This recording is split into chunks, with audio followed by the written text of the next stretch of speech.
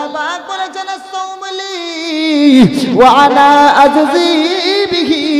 আল্লাহ পাক বলে রমজানের রোজা আমার জন্য, আর আমি আল্লাহ এর প্রতিদান নিজের হাতে দিয়ে থাকি।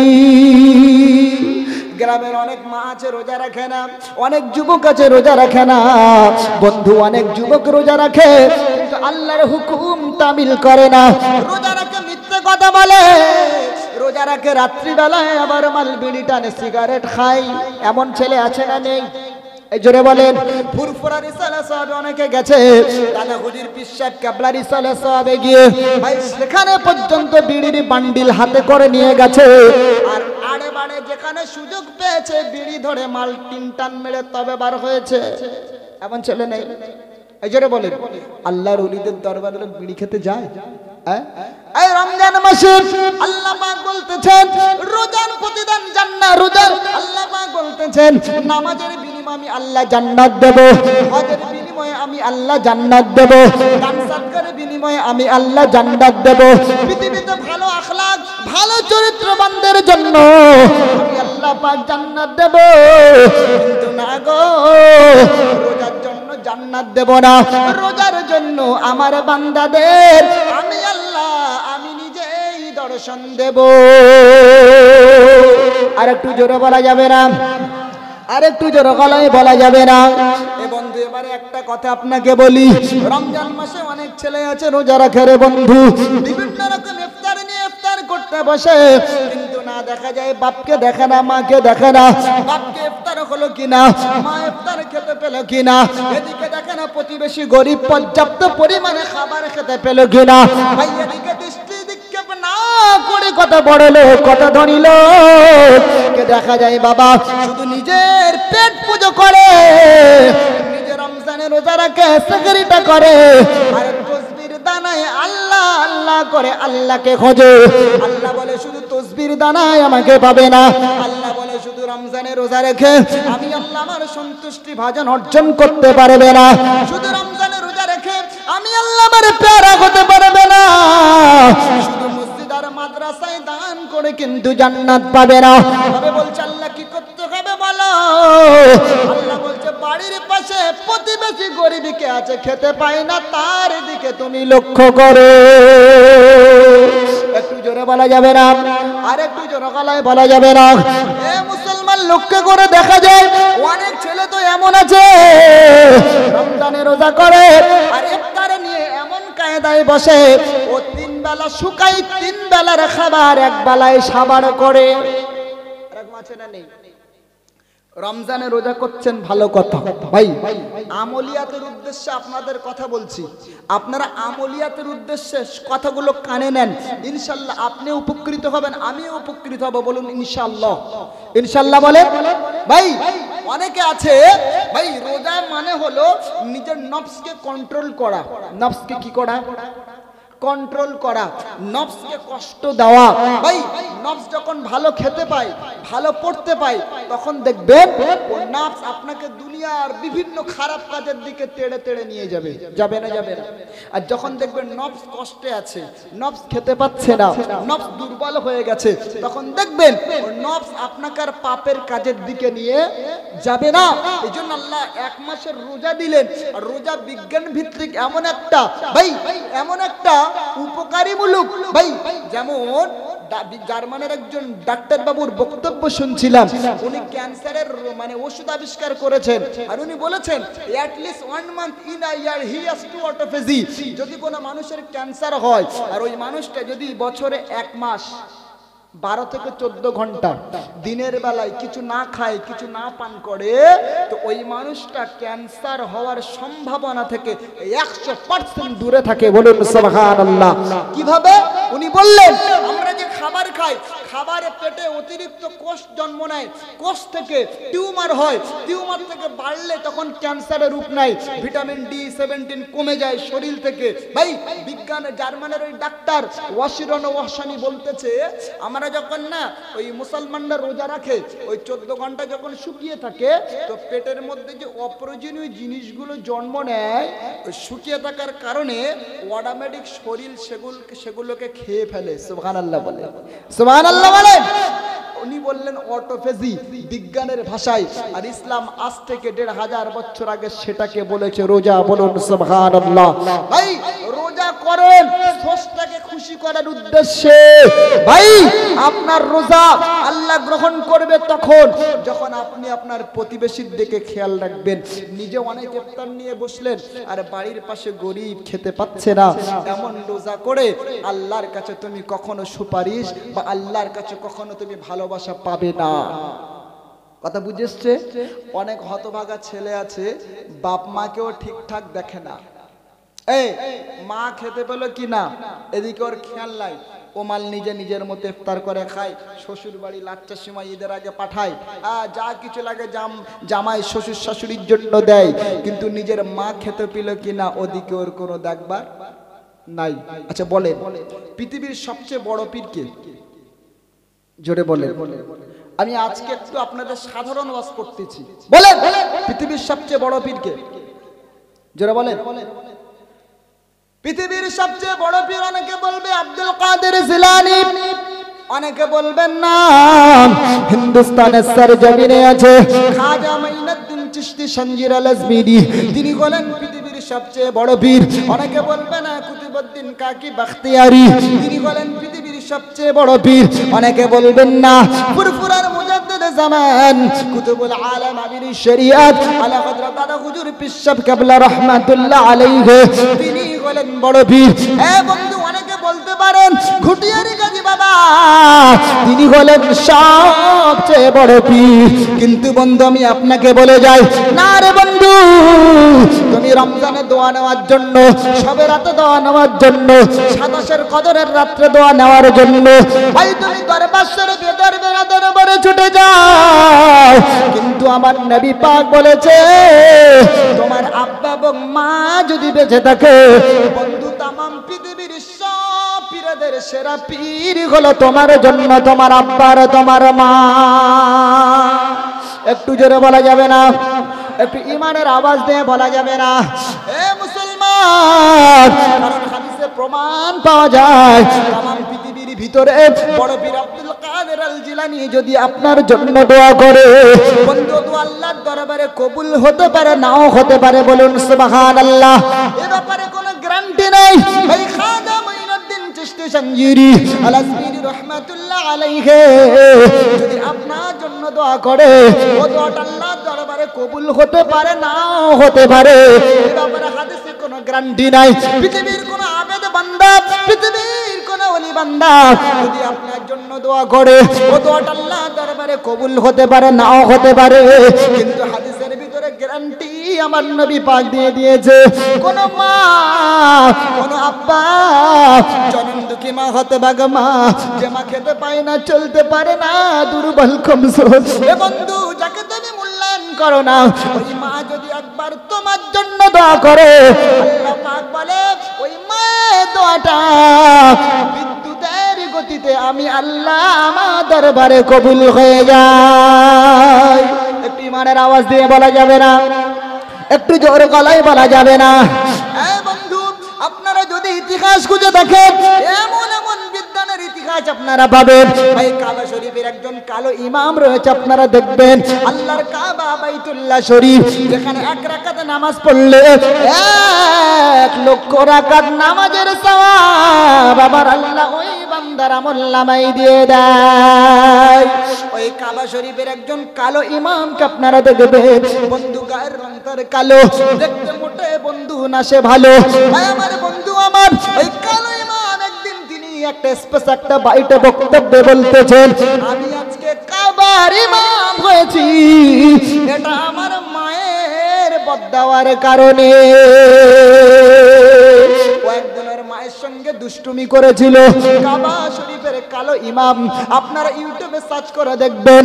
ওই কাবার কালো ইমামের মা জননী তখন বলেছিল আমার বেটা আমার সঙ্গে তুই ব্যবহারটা ভালো করলি না গো, যার বেটা যা, আমি তোর মা তোর জন্য বদদোয়া করে দিলাম, আল্লাহ পাক যেন তোকে কাবার ইমাম না করে, আল্লাহ পাক যেন তোর মরণ না দান করে। মা জননী বদদোয়া করেছে, আমি অযোগ্য আমার কোনো যোগ্যতা নাই, আমার মায়ের বদদোয়ার কারণে আজকের দিনে আমি কাবা শরীফের ইমাম হয়েছি। এজন্য বাপ যারা বসে আছেন আর যে মায়ের আমার বয়ান শুনছেন, তাদের কাছে আমার বক্তব্য হলো, ছেলে মেয়ে যখন ভুল করবে, ছেলে মেয়ে যখন অন্যায় করবে, ভাই বদদোয়া না করে তাদের বদদোয়ার মাধ্যমে দোয়াটাই করবে, ওই দোয়াটা আল্লাহর দরবারে কবুল হবে। ছেলের বাপ কারা আছে? হাত তোলেন তো দেখি। ছেলের বাপ তাকবীর দেন, নারায়ে তাকবীর। আর এর তাকবীর দেন, নারায়ে তাকবীর। ভাই হাত নামান। আপনাদের ছেলেরা যখন দুষ্টুমি করবে, আপনাদের সঙ্গে খারাপ আচরণ করবে, মনে করলেন আপনাকে ধরে মারলো, গ্রামে হয় না অনেক বাপ ছেলের মারামারি, মেয়ে মায়ের মারামারি হয় না ভাই? তখন আল্লাহর কাছে বদদোয়া না করে আপনি দোয়া করবেন, বলে আপনার ছেলেটাও মানুষ হবে, আপনার ছেলেটাও আল্লাহর ওলি হবে, আপনার ছেলেটাও মুমিন আবেদ বান্দা হবে, আর ওর ওসিলায় আপনি আল্লাহর দরে জান্নাতি হবে। বলেন সুবহানাল্লাহ। আর আপনি যদি ওর জন্য বদদোয়া করেন, যে তুই মরে যা, তুই এতে যা, তুই ওতেই যাই, ভাই ও তো যাবে, সেই সাথে আপনারও কোনো উপকার আসবে না, ও ছেলের জন্য আপনিও জাহান্নামে চলে যাবেন। বলুন নাউযুবিল্লাহ। এজন্য ভালো এটাই, সফলতা এটাই, ছেলে যখন খারাপ কাজ করবে ওই ছেলের জন্য একটু দোয়া করবেন। ভাই মা যারা বক্তব্য শুনছেন, বৌমারা অনেকে বলে শ্বশুর শাশুড়ি বিদ্যা হয়ে গেলে খালি মানে স্বামীর কাছে বলে যে না, তোমার মায়ের সঙ্গে এক সংসারে থাকা যাবে না। এরকম অনেক মেয়ে আছে না বাড়িতে? ওই মেয়েদেরকে বলবেন তোমরা একদিন বিদ্ধ হবে। এই মেয়েগুলোর সাথে যখন আন্দোলন করবে, বলবে না, এরা যখন শাশুড়ি হবে এরা তখন বলবে না, আমরা বৌমার সঙ্গে ছেলের সঙ্গে এক সংসারে থাকবো। কেন? তুমি এখন যুবক বয়সে, যুবতী বয়সে তুমি তোমার শ্বশুর শাশুড়িকে আলাদা করছো, আর তুমি যখন বৃদ্ধ হবে তখন আবার তুমি ঘুরিয়ে আন্দোলন করবে তুমি তোমার ছেলে মেয়ের সঙ্গে এক সংসারে থাকবে। এটা কি হিসাব বরাবর হলো? এই হলো? ভাই আপনি আপনার বাপ মার চোখ থেকে এক ফোঁটা পানি ফেলবেন, আপনি আপনার মায়ের সঙ্গে দুর্ব্যবহার করবেন, আপনি কোন প্রতিবেশীর হক নষ্ট করবেন, আপনি কোন গরিবের অন্যায়ভাবে তার অত্যাচার করবেন, ভাই কাউকে বড় কথা বলবেন, মনে রাখেন আল্লাহ পাকের ওয়াদা, ইন্না ওয়াদাল্লাহি হাক্কুন। আপনার চোখ থেকে 2 ফোঁটা পানি অন্যকে ফেলেছেন, 10 ফোঁটা পানি আপনার চোখ থেকে পড়বে। আপনি মানুষকে একটু কষ্ট দিয়েছেন, আপনাকে মানুষ অনেক কষ্ট দেবে। ভাই আপনি মানুষকে একটু ঠকিয়েছেন, মানুষ আপনাকে অনেক ঠকাবে। ভাই যতক্ষণ না আপনার উপরে এই কার্যকলাপ ঘটবে ততক্ষণ আপনার মরণ হবে না। কথা বুঝেছেন? এজন্য পৃথিবীতে চলতে হবে সাবধানতা অবলম্বন করে। কি করে? সাবধানতা অবলম্বন করে। আল্লাহর নবী বলেছে আখিরি জামানায় ঈমান রাখা যত কঠিন, তার চেয়ে আর ভাই ঈমান রাখা অত কঠিন যত কঠিন হাতে আগুন রাখা। সুবহানাল্লাহ বলে। এবারে বলছি, অনেক ছেলে বসে আছেন যাদের বাপ মা আলাদা খায়, আপনারা আলাদা খান, এমন বক্তব্য অনেক আমার শুনছেন। তাদের কাছে অনুরোধ, আল্লাহ কোরআনে বলেছেন পৃথিবীতে সবচেয়ে ভালো জায়গা হলো টাকা খরচ করার জন্য। আল্লাহ পাক বলছেন, কুল মা আনফাকতুম মিন খাইরিন ফালিল ওয়ালিদাইনি ওয়াল আকরাবিন ওয়াল ইয়াতামা ওয়াল মাসাকিন। আল্লাহ পাকের নবীর এক সাহাবী জিজ্ঞেস করে, ইয়া রাসূলুল্লাহ, ইয়া হাবিবাল্লাহ, হুজুর টাকা পয়সা কোন কাজে কোন খাতে ব্যবহার করব? আল্লাহর নবী বললেন, এ সাহাবী, কোরআনের আয়াত নাযিল হয়ে গেছে, যাও তুমি তোমার টাকা পয়সাগুলো তোমার বৃদ্ধ আব্বা এবং মায়ের জন্য খরচ করো। আর একটু জোরে বলা যাবে না? আর একটু জোরে গলায় বলা যাবে না? ওয়াল ইয়াতামা ওয়াল মাসাকিন, এবং এতিম মিসকিন যারা আছে তাদের জন্য ব্যয় করো। জোরে বলুন সুবহানাল্লাহ। আর একটু জোরে বলা যায় না সুবহানাল্লাহ? এ মুসলমান, এবার আমি আপনাকে একটা গভীর তত্ত্ব দিচ্ছি, শুনলে অবাক হয়ে যাবেন, শুনলে অবাক হয়ে যাবেন। ভাই আমার, বন্ধু আমার, আমার নবী পাকের একজন সাহাবী, যার নাম হলো হযরত আব্দুল উজ্জা। কি নাম বললাম? আব্দুল উজ্জা। ওই আব্দুল উজ্জা নামে সাহাবী ছোটবেলায় এতিম হয়ে গেছেন। আব্বা জান তার মারা গেছে, বন্ধু মায়ের কাছে লালিত পালিত হয়েছে, চাচা তার দায়িত্ব নিয়েছে। চাচা বলে আব্দুল উজ্জা চিন্তা তোমার করতে হবে না, তুমি যতদিন বেঁচে থাকবে আমি তোমার চাচা, আমি দায়িত্বভার তোমার গ্রহণ করব। এ মুসলমান মনে রাখুন, আব্দুল উজ্জা ভাই আমার এমনি করে চাচার কাছে লালিত পালিত হয়। আব্দুল উজ্জার মা অন্যত্র এক জায়গায় থাকে, কিন্তু আব্দুল উজ্জার মনটা এমন সব সময় সত্যর সন্ধানে, সত্য কোথায় আছে সত্যর সন্ধানে ওই এতিম ছেলে আব্দুল্লাহর মন সব সময় দৌড়ায়। কিন্তু আশ্চর্যের বিষয় হলো, শুনবার বিষয় হলো, ভাববার বিষয় হলো, ওই আব্দুল উজ্জার বাবা চাচা ছিল ইহুদি, কিন্তু আব্দুল উজ্জা চাচ্ছে নবীর হাতে কলেমা পড়ে মুসলমান হতে। নবীজি মদিনা সরজমিনে চলে এলো, হযরত আব্দুল উজ্জার কানে খবর চলে গেল। আব্দুল উজ্জা চাচার কাছে গিয়ে বলল, চাচা আমার মনে মনে অনেক দিনের ইচ্ছা, আমি নবী মুহাম্মদুর রাসূলুল্লাহর কালেমা গ্রহণ করব। এ চাচা তুমি তো ইহুদি বলো না গো, ওই নবী মুহাম্মদুর রাসূলুল্লাহকে তুমি কেমন ব্যক্তি হিসেবে জানো? চাচা আব্দুল উজ্জা বলল, আব্দুল উজ্জা চাচা তখন বলল, এ আব্দুল উজ্জা তুমি শোনো, আমি তোমার চাচা তোমাকে বলে দিলাম, নবী মুহাম্মদুর রাসূলুল্লাহ হলেন একজন সত্য নবী। সুবহানাল্লাহ বলবেন না?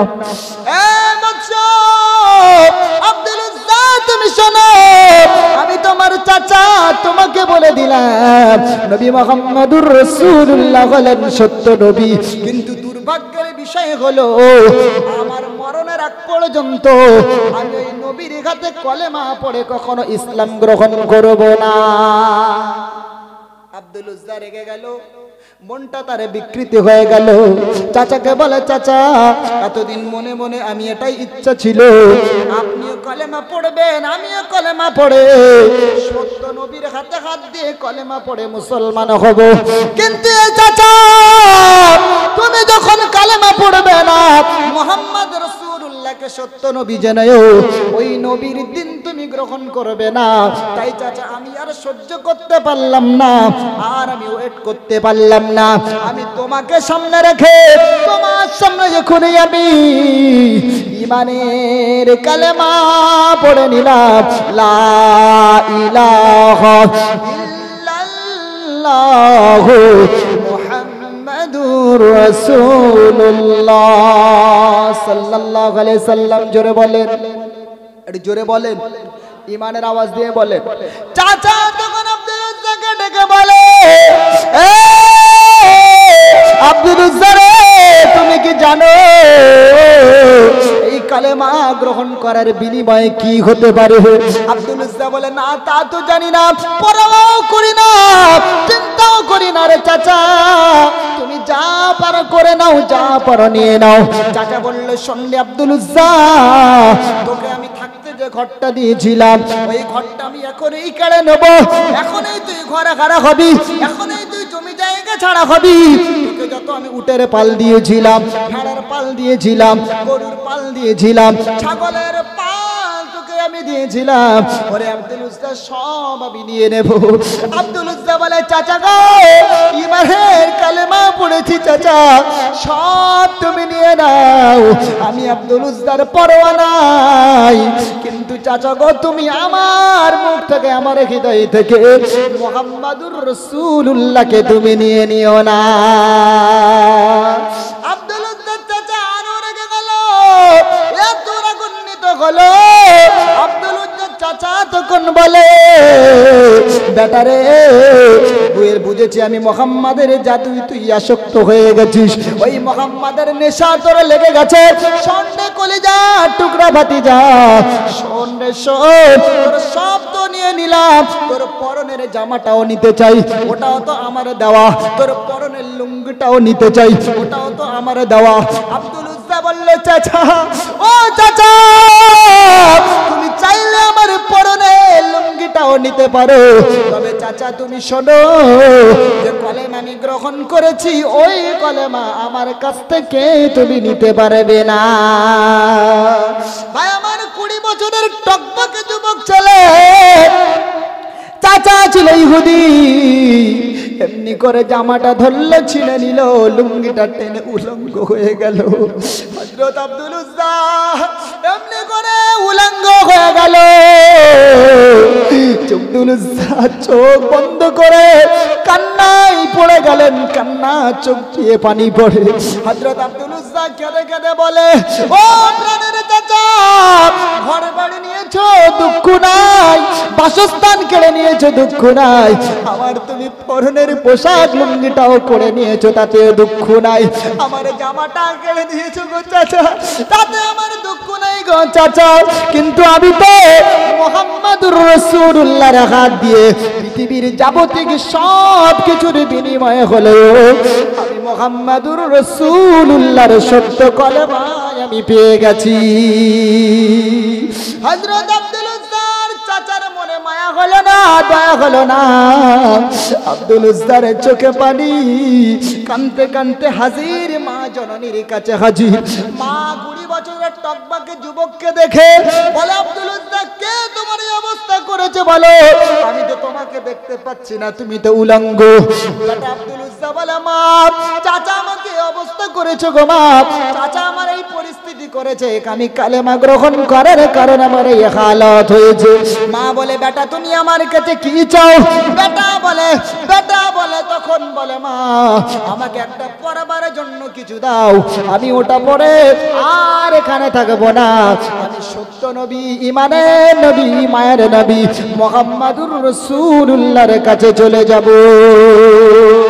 মা জননী একটা চাদর নিয়ে আব্দুল উজ্জার দিকে দিয়ে দিলেন। আব্দুল উজ্জা চাদরটা দুটো ভাগ করলেন, ফেড়ে ফেললেন, একটা তিনি পরনে পড়লেন, আরেকটা তিনি গায়ে দিলেন। এরপরে আব্দুল উজ্জা কদম তুলে বিশ্ব নবীর সোনার মদিনায় হাজির হয়ে গেলেন। রাসূল আব্দুল উজ্জাকে দেখে বুঝতে পারলেন, আল্লাহ নবী বললেন, আব্দুল উজ্জা তুমি তো যখন আমার দরবারে আসো কত সুন্দর পোশাক পরিধান করে আসো, ওরে আব্দুল উজ্জা আজকের দিনে তোমার কি মনে হলো একটা চাদর দুটুকরো করে তুমি আমার দরবারে কাঁদতে কাঁদতে আসো? আব্দুল উজ্জা নবীজির কাছে সব ঘটনা খুলে বললেন। নবীজি বললেন, আব্দুল উজ্জা যাও, তোমার কোনো চিন্তা নাই, ওরে আব্দুল উজ্জা যাও, আসহাবে সুফফা যেখানে গরিব ইতিম অসহায় সাহাবীরা বসবাস করে, তুমি আজ থেকে আসহাবে সুফফার মেহমান হয়ে যাও। ভাই ঘটনা অনেক লম্বা, সংক্ষেপে বলি। হযরত আব্দুল উজ্জা করলেন কি, আসহাবে সুফফায় তিনি বসবাস করেন। আল্লাহর নবী আব্দুল উজ্জাকে কোরআন শেখালেন। আব্দুল উজ্জা যখন কোরআন পড়ে গভীর রাত্রে সবাই ঘুমিয়ে যায়, হযরত আব্দুল উজ্জা চিৎকার দিয়ে কালেমা পড়ে, কোরআন পড়ে। আর আব্দুল উজ্জার মুখনিসৃত কোরআনে সমস্ত সাহাবীদের ঘুমগুলো ভেঙে যায়। একজন সাহাবী নবীর কাছে গিয়ে বলে, ইয়া রাসূলুল্লাহ, ইয়া হাবিবাল্লাহ, আপনার সাহাবী আব্দুল উজ্জা হুজুর এত জোরে কোরআন পড়ে, হুজুর ওই কোরআন পড়ার আওয়াজটা আমাদের ঘুমে বড় ডিস্টার্ব করে, হুজুর আপনি আব্দুল উজ্জাকে একটু বলে দিন কোরআন যেন আস্তে আস্তে পড়ে। আল্লাহর নবী সাহাবীকে বলেছিল, ও সাহাবীরা শোনো, আমার আব্দুল উজ্জাকে কোরআন জোরে জোরে পড়তে দাও, কারণ আমার আব্দুল উজ্জার কলেমা অনেক চড়া দাম দিয়ে কেনা। হযরত আব্দুল উজ্জা জোর গলায় চিল্লে কোরআন পড়ে রে বন্ধু। এমনি করে দেখা গেল, এমনি করে যুদ্ধের জন্য পরের দিন সকালে আল্লাহর নবী সাহাবীদেরকে ডাক দিলেন, এ সাহাবীরা মাল দাও, রোম সম্রাটের খ্রিস্টান সম্প্রদায়েরা ইসলামের এগেইনস্টে মুহাম্মদুর রাসূলুল্লাহর বিরুদ্ধে তারা যুদ্ধ করবে, তোমাদের কাছে যা আছে দিয়ে দাও। ওমর ফারুক তিনি অর্ধেক মাল রাসূলের দরবারে পাঠিয়ে দিলেন, উসমান গনি অর্ধেক রাখলেন, অর্ধেকটা রাসূলের দরবারে পাঠিয়ে দিলেন। আবু বকর সিদ্দিক তিনি করলেন কি, তিনি কিছু মাল নিজের কাছে গচ্ছিত রেখে আবার কিছুটা রাসূলের দরবারে পাঠিয়ে দিলেন।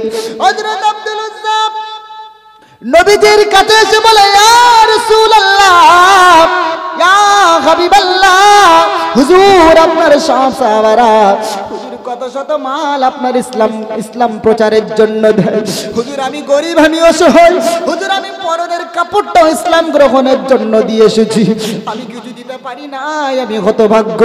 ওগো আল্লাহর নবী, ওগো আল্লাহর হাবিব, আপনি একটু আমার জন্য দোয়া করে দেন, আমি আমার শরীরে সমস্ত রক্তটুকু যেন আল্লাহ রাস্তায় দিয়ে দিতে পারি। আল্লাহ নবী বললেন, আব্দুল উজ্জা মুখ বন্ধ করো। ওরে আব্দুল উজ্জা একটা গাছের ডাল তুমি ভেঙে নিয়ে এসো। আব্দুল উজ্জা একটা গাছের ডাল ভেঙে নিয়েছে, চলে এলে আল্লাহ নবী গাছের ডালটা আব্দুল উজ্জার গায়ে ভাবে দিয়ে বলতেছে, ওরে আব্দুল উজ্জা আমি তোমার রক্তটা কাফের আর বেদিনদের জন্য হারাম করে দিলাম। আল্লাহ নবী সাহেব আব্দুল উজ্জা বলে, ইয়া রাসূলুল্লাহ, ইয়া হাবিবাল্লাহ, হুজুর আমি চেয়েছি আমার জীবনটা ইসলামের জন্য দেব, হুজুর আমি শাহাদাতের মর্যাদা অর্জন করব, কিন্তু নবী আপনি আমার রক্তটা কাফেরদের জন্য হারাম কেন করলেন? আল্লাহ নবী ও সবাই সাহাবী আব্দুল উজ্জাকে বলেছিল, এ সাহাবী আব্দুল উজ্জা তুমি শোনো, তোমার মরণটা যদি ঘরে বসে হয়, আমি নবী বলছি ওই মরণটাও আমার আল্লাহ শাহাদাতের মর্যাদা দেবে। তোমার মরণটা যদি জ্বরে আক্রান্ত হয়ে হয়, ফি সাবিলিল্লাহি ফাহুয়া শাহিদুন, ওটাও আমার আল্লাহ শাহাদাতের মর্যাদা হিসেবে গ্রহণ করবে। পরের দিন সকালে হযরত আব্দুল উজ্জার জ্বর হলো, বিশাল জ্বর হলো। হযরত আব্দুল উজ্জা জ্বরেই তিনি ইন্তেকাল করলেন। ইন্না লিল্লাহি ওয়া ইন্না ইলাইহি রাজিউন। আল্লাহ নবী আবু বকর ওমরকে বললেন, আবু বকর, উমর, তোমরা তোমাদের ভাইয়ের লাশটা বহন করে নিয়ে এসো। হযরত আব্দুল উজ্জা 25 বছরের যুবক, আখার ইসলামের জন্য নিজের জীবনটাও দিয়ে দিলে। আখারে লাশটা এমনি করে আবু বকর আর উমর, হাদিসের কিতাবে পাওয়া যায়, দুজনে মিলে আব্দুল উজ্জার লাশটা বহন করে নিয়ে আসে। হযরত বেলাল, রাত্রিবেলা কবর খনন করা হয়েছে, আর বেলাল হাবশী রাদিয়াল্লাহু তাআলা আনহু একটা আলো নিয়ে কবরের পাশে দাঁড়িয়েছে, আর ওই কবরের ভিতরে যে ব্যক্তিটা নেমেছে তিনি পৃথিবীর অন্য কোনো মানুষ নয়, স্বয়ং মুহাম্মাদুর কবরের ভিতরে নেমেছে। আল্লাহ নবী আব্দুল উজ্জাকে কবরের ভিতরে নামিয়ে বলে, আব্দুল উজ্জা আলবিদা, আলবিদা, খুবই তাড়াতাড়ি তোমার সঙ্গে দেখা হবে। আল্লাহ নবী কবরের মাটি স্পর্শ করে বলেছিলেন, আল্লাহ পাক, আল্লাহ তাআলা, আমি আমার আব্দুল উজ্জার প্রতি এতক্ষণ রাজি এবং খুশি ছিলাম, আল্লাহ গো তুমি আমার আব্দুল উজ্জার প্রতি খুশি হয়ে যাও। পাশে এক সাহাবী ছিল, নাম তার হযরত আব্দুল্লাহ ইবনে মাসউদ। উনি এই দৃশ্য দেখে অবাক হলেন, কাঁদতে শুরু করলেন, আর বলতে লাগলেন, আরে আজকে যদি আমার ভাই আব্দুল উজ্জার জায়গায় আমি আব্দুল্লাহ ইবনে মাসউদ হতাম, তাহলে আমার জীবনটা না জানি কত ধন্য হয়ে যেত। ভাই এজন্যই তো মুসলমানদের কাছে পৃথিবীর কোন শত্রু পরাশত্রু যুদ্ধ করে পারে নাই, কারণ আল্লাহর নবী হলেন এমন একজন ব্যক্তি, নবী সাহাবী এমন একজন ব্যক্তি যারা জীবনের থেকে মরণকেই বেশি ভালোবেসেছিল, জীবনের চেয়ে মরণকে বেশি ভালোবেসেছিল, কারণ নবীর হাদিসকে তারা বিশ্বাস করেছিল, দুনিয়াউ মাজরাতুল আখিরাহ। ভাই দুনিয়া হলো আখিরাতেরই কৃষিক্ষেত্র। ভাই এখানে যেমন করে ভাই ফসল ফলন করবেন, সেখানে তেমন ফসল পাবেন, এখানে যেমন গাছ লাগাবেন ওপারে তেমন ফসল পাবেন। ভাই আমাদের জন্য বলা হয়েছে দুনিয়া হলো জান্নাতে, দুনিয়া হলো মুমিনদের, ভাই কাফেরদের জন্য জান্নাত, আর মুমিনদের জন্য হলো জাহান্নাম। এখন থাকতে হবে কি হিসাবে? ঈমান। ভাই জান্নাত হিসেবে দুনিয়াকে ব্যবহার করবেন না জাহান্নাম হিসেবে ব্যবহার করবেন, কোনটা জোরে বলে? ভাই যদি মনে করেন মরণের পরে সুখ শান্তি দরকার, জান্নাতে যাওয়া দরকার, তাহলে এটা মাথায় নেন, পৃথিবীটা আপনার জন্য জান্নাত মনে করবেন না জাহান্নাম মনে করবেন। ভাই যুদ্ধ যুদ্ধের জন্য নবীজি সৈন্য পাঠাবেন, একজন মহিলা আল্লাহর নবীর দরবারে একটা বাচ্চা নিয়ে হাজির। বাচ্চার বয়স কত ভাই? 3-4 বছরের বাচ্চা। আল্লাহ রাসূল বলছে ওই মহিলাকে আমি যুদ্ধের ময়দানে নিয়ে কি করব?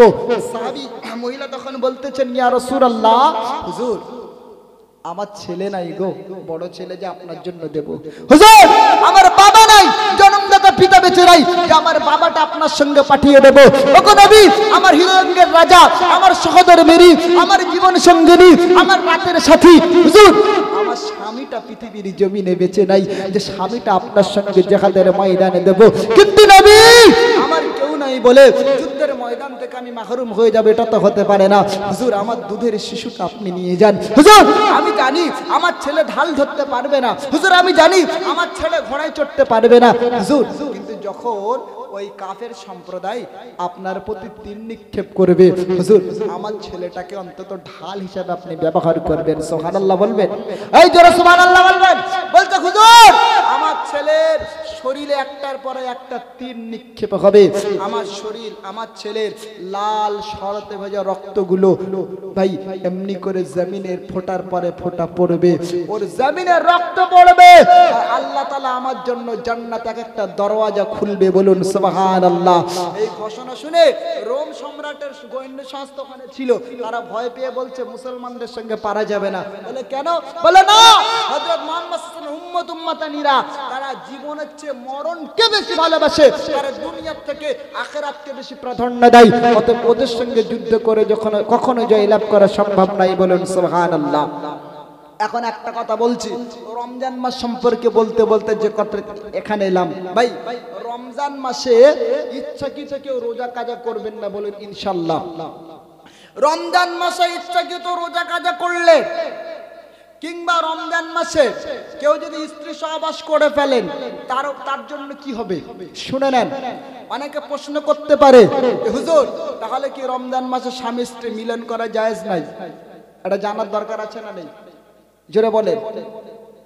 কোরআনের 1 নম্বরে পারা সূরা বাকারার 187 নম্বর আয়াত আল্লাহ পাক বলছেন, উহিল্লা লাকুম লাইলাতাস সিয়ামির রাফাসু ইলান নিসাইকুম হুন্না লিবাসুল লাকুম ওয়া আনতুম লিবাসুল লাহুন্না। আল্লাহ পাক রব্বুল আলামিন বলেন, আমি দিনের বেলা, রমজানের দিনের বেলা খাওয়া দাওয়া করা, পানি পান করা, স্ত্রী মেলামেশা করা আমি আল্লাহ হারাম করেছি।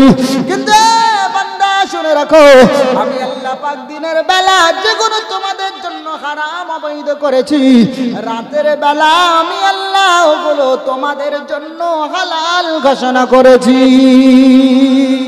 দিনের বেলা যেগুলো হারাম, রাতের বেলা সেগুলো হালাল।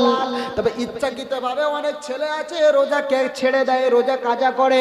শুনে রাখেন, রোজা যদি একটা আপনি ইচ্ছাকৃতভাবে কাজা করেন, তাহলে একটা রোজা কাজা করলে 60টা রোজা আপনাকে কাফারা হিসেবে আদায় করা লাগবে। কটা বললাম? যে একটা রোজা আদায় করতে পারেন না, সে 60টা রোজা রাখতে পারবেন? এই অনিচ্ছাকৃতভাবে যদি কারো রোজা ভেঙে যায়, তার জন্য মসলা আলাদা, সে একটা রোজা কাজা আদায় করবে। আর যদি ইচ্ছাকৃতভাবে রোজা ছেড়ে দেয়, তাহলে সে কাজা এবং কাফারা দুটোই আদায় করবে। কাফারা কি? একজন সাহাবী নবীজির দরবারে এসে বলছেন রমজানের মাসে, ইয়া রাসূলুল্লাহ হালাকতু ইয়া রাসূলুল্লাহ, হুজুর আমি তো ধ্বংস হয়ে গেলাম, আমি তো বরবাদ হয়ে গেলাম। সাহাবীকে রাসূল জিজ্ঞেস করছে, কিসের জন্য ধ্বংস হয়েছো? বলে, হুজুর আমি না আমার স্ত্রীর সঙ্গে মেলামেশা করে ফেলেছি রমজান মাসে, এখন কি করণীয় আপনি বলে দেন। আল্লাহর নবী বললেন, সাহাবী তুমি ইচ্ছাকৃতভাবে যদি স্ত্রী মেলামেশা করেছো, তাহলে তোমাকে কাফারা দিতে হবে। বলল, কাফারা কি? বলে 60 জন একজন দাস কিংবা দাসী আজাদ করতে হবে। বলতে, হুজুর আমার সামর্থ্য নাই। সে কি পারবে না? না, আল্লাহ রাসূল বলতেছে তাহলে 60 জন মিসকিনকে খানা খাওয়াতে হবে। পারবে? বলছে না, তাও পারবো না। বলে, তাহলে অবিরতভাবে 60টা রোজা রাখতে হবে। এটা হলো একটা রোজা ভঙ্গ করার কাফারা। কটা রোজা রাখতে হবে? 60টা। সাহাবী বলেন, হুজুর আমার শরীর একদম দুর্বল, শরীরে সেই সামর্থ্য নেই, সেটাও পারবো না। আল্লাহ রাসূল বলছেন, তুমি রোজা কাজাও করেছো, কাফারা আদায় করতে পারবে না, তো কি করা যাবে? সাহাবী বসে আছেন, হঠাৎ একজন ব্যক্তি কিছু খেজুর আল্লাহর নবী সাল্লাল্লাহু আলাইহি ওয়াসাল্লামের দরবারে এসে দান করলেন। নবীজি ওই খেজুরটা নিয়ে সাহাবীকে ডাকলেন, ডেকে বললেন, এই সাহাবী যাও, এই খেজুরগুলো তুমি কাফারা হিসাবে যে রোজা ভঙ্গ করেছো 60 জন মিসকিনের মাঝে বিলিয়ে দাও। তো সাহাবী তখন বলছেন, ইয়া রাসূলুল্লাহ, হুজুর এই মক্কা মদিনার জমিনে আপনার সাহাবী এই অধম আমি, আমার থেকে বড় মিসকিন কে আছে? আমার থেকে বড় মিসকিন তো কেউ নাই। আল্লাহর নবী তখন বললেন, তুমি রোজা ভঙ্গ করলে, তুমি কাফারা দিতে পারলে না, আবার তোমাকে কিছু সাদগার মাল দেওয়া হলো, দানের মাল, তোমার তরফ থেকে তুমি বিলিয়ে দেবে, তারপরে তুমি দাবি করতেছো তোমার থেকে বড় মিসকিন কেউ নাই। তো যাও, তুমি নিজেই এই খাবারগুলো নিজেই খেয়ে নেবে, বিবি বাচ্চাকে নিয়ে তুমি নিজেই খেয়ে নাও। বলুন সুবহানাল্লাহ। অতএব যে কোনো ভাবেই একটা রোজা কাজা করলে আপনাকে কাফারা দেওয়া লাগবে, কাফারা দেওয়ার বিকল্প নাই। যুবকরা বায়ান শুনছেন, আর একটা কথা বলছি, আপনাদের এলাকায় মসজিদ আছে? জোরে বলেন।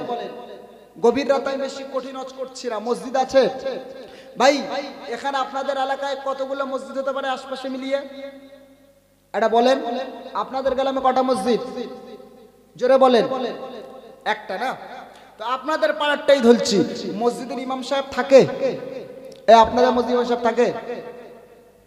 উক্তিয়া। আচ্ছা, যেখানে ইমাম সাহেব থাকে আলহামদুলিল্লাহ, সে উক্তিয়া হোক আর 5 ওয়াক্ত জুমা মসজিদ হোক, ভাই যুবকদের কাছে আহ্বান করব, ভাই মসজিদ বড় বড় অনেক কমিটি করে, মসজিদ বিশাল বিশাল করে, মাগার যে ইমাম সাহেবরা থাকে ওই ইমাম সাহেবের দিকে তারা সুদৃষ্টিতে দেখে না, বা ইমাম সাহেবের যেটা দরকার প্রয়োজন, ইমাম সাহেব খেলো কি খেলো না, তার বাড়িতে ইফতার পৌঁছালো কি পৌঁছালো না, ঈদের দিনে তার বিবি পরনে পোশাক পেলো কি পেলো না, তার বাচ্চারা নতুন জামা পেলো কি পেলো না, ভাই মুক্তাদি হিসাবে এই খোঁজ খবরটা রাখা, এটা আপনাদের দায়িত্বের মধ্যে পড়ে না? পড়ে না? কেন না বলেন? এই পড়ে না? আমি আজকে একটা ফেসবুক ঘাঁটতে ঘাঁটতে একটা লেখা দেখছিলাম, একজন ইমাম সাহেব তিনি পোস্ট করেছেন, উত্তর 24 পরগনার কোন একটা মসজিদে ভাই উনি ইমামতি করতেন। আমি থানার নামটা ওখানে লিখেছেন, গ্রামের নামও লিখেছেন, কিন্তু আমি গ্রামের নামও বলছি না, থানার নামও বলছি না, ভাই আমার পার্শ্ববর্তী এলাকার কয়েকটা থানার পরে। যাই হোক, ইমাম সাহেব তিনি লিখছেন যে অমুক থানায় অমুক গ্রামে একটা মসজিদ আছে, ওই মসজিদের কমিটি তারা এত বাজে, ইমাম সাহেব ওই মসজিদে গিয়ে কোনো অন্যায়ের প্রতিবাদ করলে করার আগে থেকেই তারা ইমামকে চেঞ্জ করে দেয়। কি দেয়?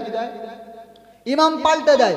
মানে উনির বক্তব্য, উনি বলেছিলেন ওই মসজিদে গিয়ে যে মসজিদের যে অজুখানা আছে জানেন, অজুখানা বা মসজিদের কোন একটা জায়গায় বাথরুমে হোক কোথাও হোক, হুপ মেরে কারেন্টের লাইন নেওয়া। কি নিয়ে? হুপ মেরে। আচ্ছা, ইমাম সাহেব হিসাবে উনি তো এটা বলতে পারেন যে হুপ মেরে এখানে কারেন্ট পায়খানায় হোক আর পেশাবখানায় হোক আর অজুখানায় হোক, ভাই এই যে এখানে নিয়ে এসছো এটা আনা যাবে না, এটা ইমাম সাহেব বলতে পারে না? পারে না? জোরে বলেন। ইন্নাল উলামা ওয়ারাসাতুল আম্বিয়া, ওলামারা হলো নবীদের উত্তরসূরি। ভাই তারা হক না হকের জন্য বলবে, অন্যায়ের প্রতিবাদ করবে, তারা তো সমাজের ইমাম, ঠিক কি না? জোরে বলেন। এখন এইটুকু বলার কারণে, সুদ ঘোষের বিরুদ্ধে কথা বলার কারণে ওই এলাকার যারা কমিটি বলে 1 বছরে 6 জন ইমামকে পাল্টেছে। কজন ইমাম? এই 1 বছরে যদি 6 জন ইমামকে পাল্টায়, মানে 2 মাসে একটা করে ইমাম চেঞ্জ করেছে। তার মানে কি? ইমামকে উনি টাকায় কেনা গোলাম মনে করেছে, যে একটা গেলে আর একটা আসবে। ভাই দুঃখের সঙ্গে বলতে হয়, আমি বাংলার কয়েক জায়গায় গেছি, বিভিন্ন জায়গায় প্রতি জেলায় কম বেশি আল্লাহ আমার পায়ের ধুলা সেখানে পড়েছে। ভাই আমি গেছি ভাই, সেখানে যাওয়ার সৌভাগ্য আল্লাহ দিয়েছে। ভাই আমি দেখেছি কত মসজিদের ইমাম না কাঁদতে দেখেছি। কি করতে দেখেছি বললাম? কাঁদতে দেখেছি। বলে ভাই এদের ব্যবহার এত খারাপ, সেটা বলে বোঝানো যাবে না, কিন্তু না থাকলে নয়, আল্লাহর দিকে তাকিয়ে সামান্য মাইনে আমি এখানে পড়ে আছি। সুবহানাল্লাহ বলেন। ভাই কত ইমামকে দেখেছি যুবক বয়সে ইমামতি করতে করতে বৃদ্ধ হয়ে গেছে। আমি অনেক জায়গায় এমন পেয়েছি, একাধারে 30 বছর 40 বছর ইমামতি করছে, কাঁচা চুলগুলো সাদা হয়ে গেছে, সুবহানাল্লাহ বলেন।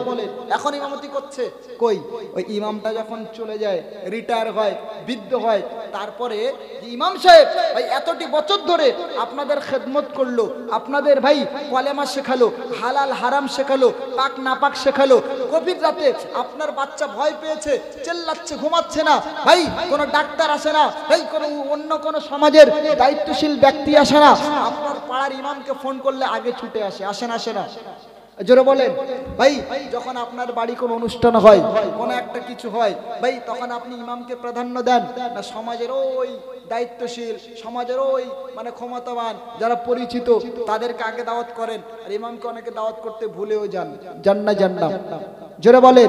আচ্ছা, ইমাম সাহেব যদি এই বাচ্চাদের কোরআন পড়ানো না শেখাতো, কালেমা নামাজ রোজা যদি না শেখাতো, এই মহিলাদেরকে পর্দার ব্যাপারে যদি না বলতো, ভাই এই মেয়েগুলো ছেলেগুলো কিভাবে পাক হতো এইটুকু জ্ঞান তাদের কাছে তারা মানে যেত না, তারা নাপাকি অবস্থায় সারা জীবন কাটাতে হতো না? জোরে বলে।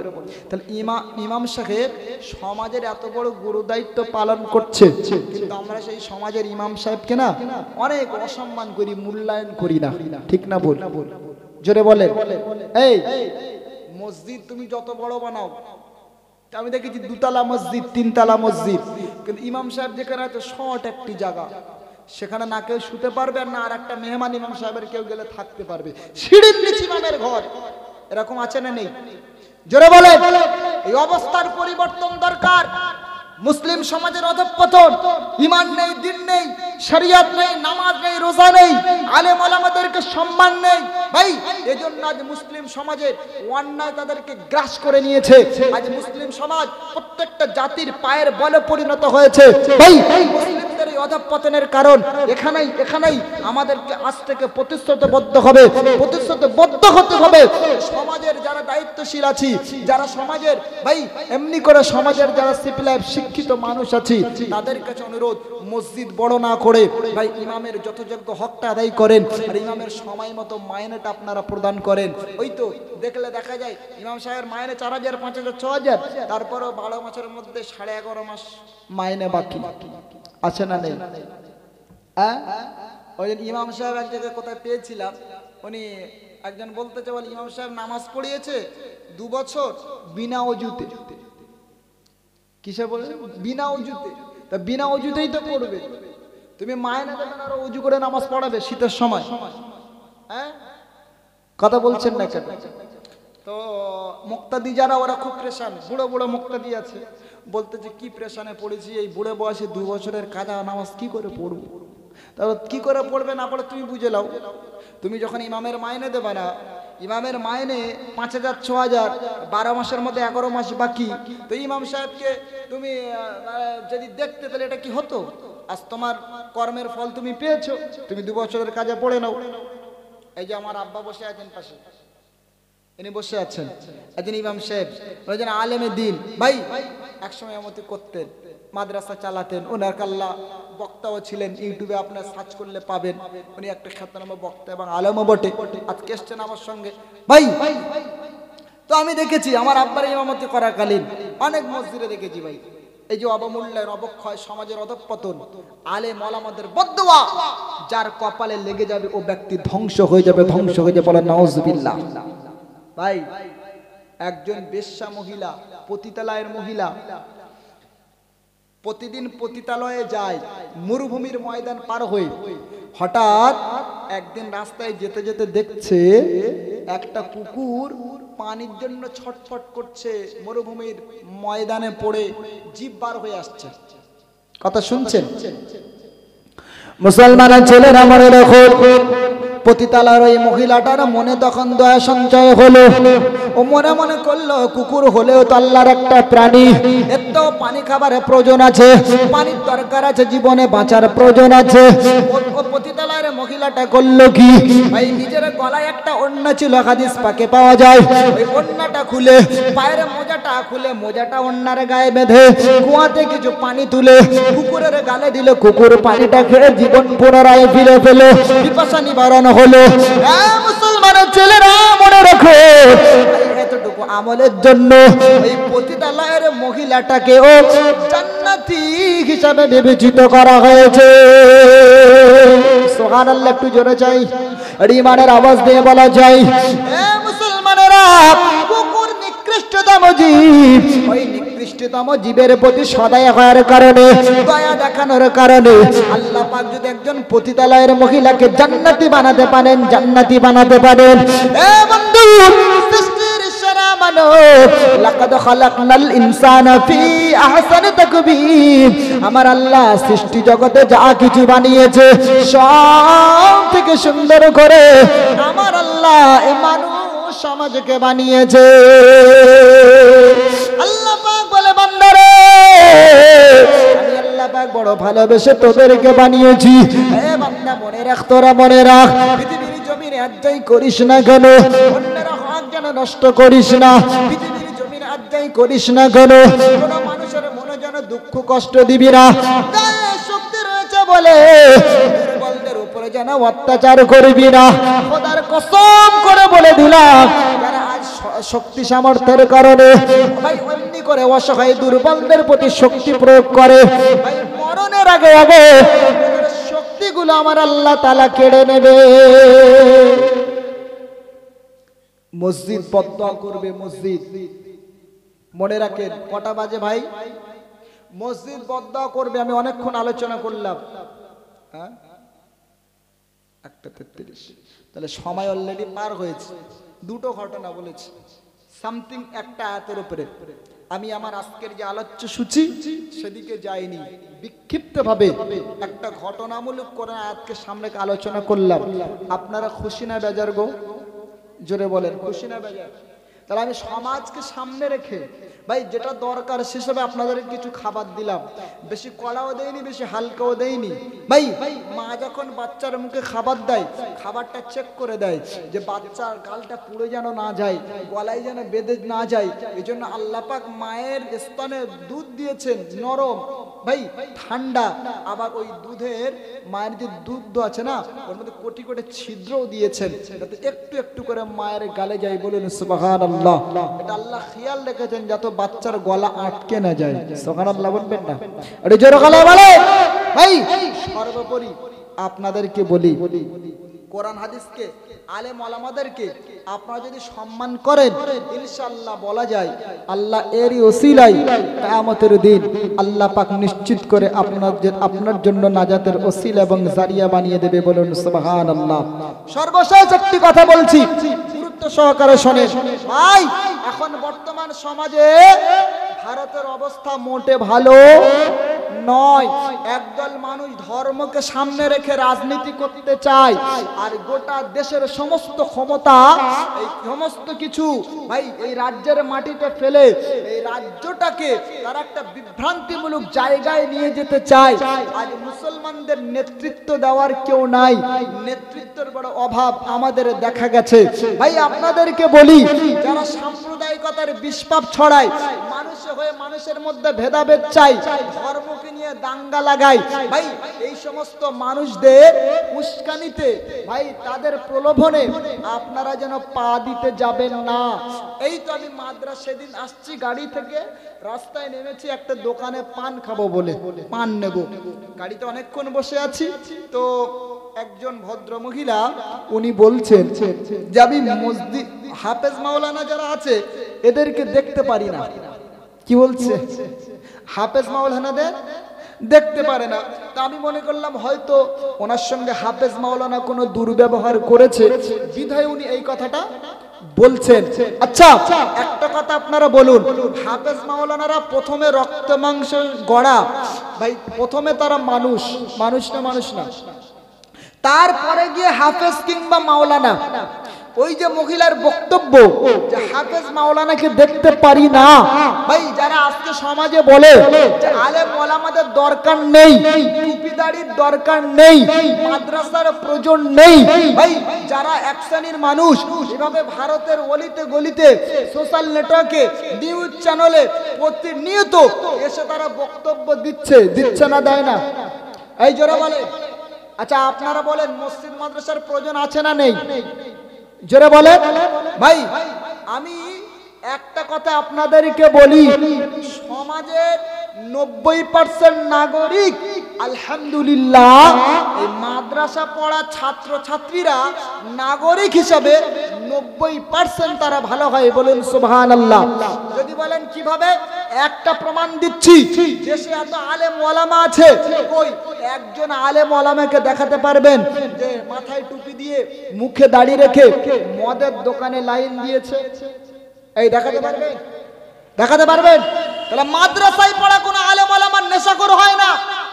কিন্তু আপনি নিউজ চ্যানেল খোলেন, প্রতিনিয়ত দেখতে পাবেন কত স্কুল মাস্টার ভাই এমন মদ খেয়েছে না, স্কুলের ভেতরে পর্যন্ত ঢুকতে পারেনি, মদ খেয়ে মানে স্কুলের বাইরে মানে শুয়ে পর্যন্ত পড়ে ধুলে গড়াগড়ি খাচ্ছে।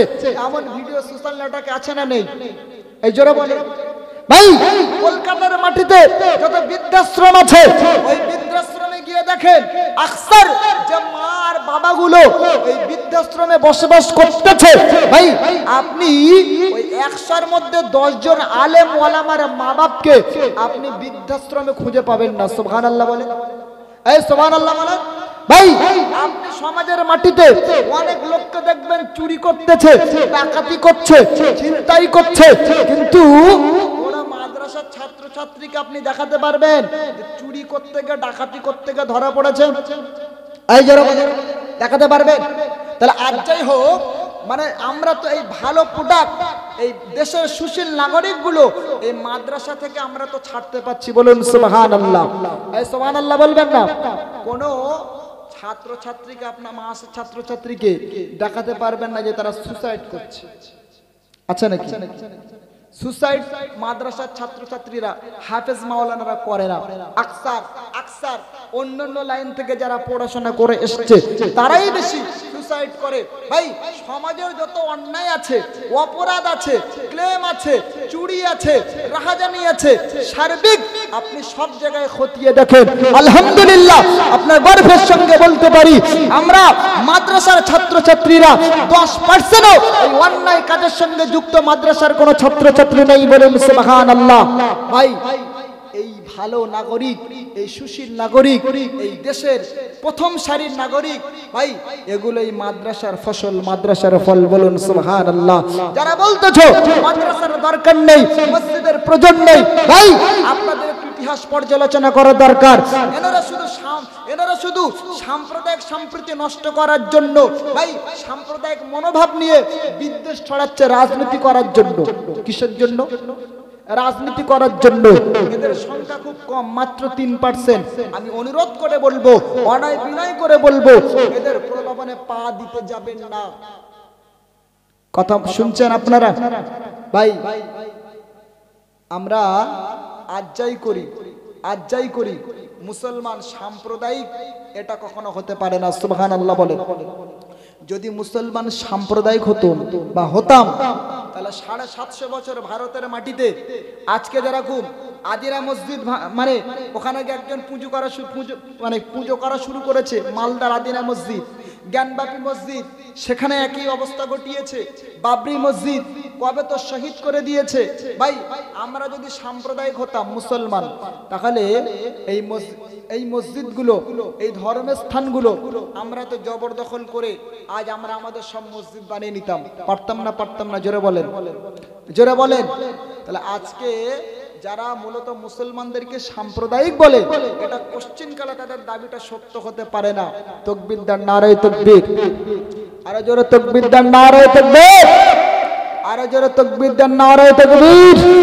ভাই কোরআন বাঁচাতে হবে, মসজিদ মাদ্রাসা টিকিয়ে রাখতে হবে। এই মাহফিল হয়েছে, আপনারা সবাই খুশি আছেন, আমি বেশিক্ষণ বলবো না, তবে এতটুকু বলি, আমি যে মুসাফির, আল্লাহর নবী বলেছেন মুসাফির দোয়া চাইলে কবুল হয়। একটু আপনাদের জন্য, মাহফিলের জন্য, তো এই মাহফিলের জন্য আগামী বছর যে মানুষগুলো আছেন